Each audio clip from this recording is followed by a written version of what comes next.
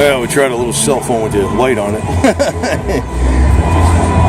57 Chevy, primo shape, black with a black and red interior.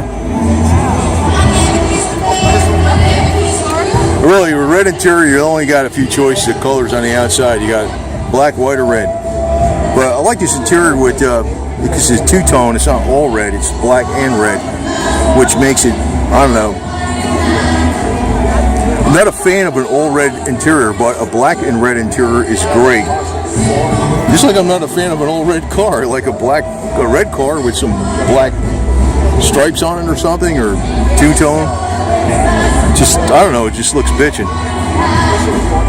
But I got my little light in my camera is actually shining up here pretty good, so let's see what the hell's going on here, right? Yeah, look at that. It's damn dark out here now. See what the hell's going on though.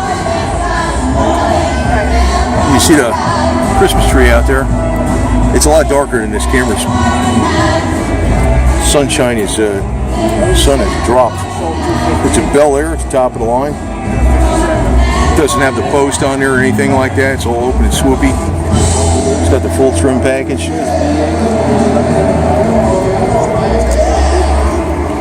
So,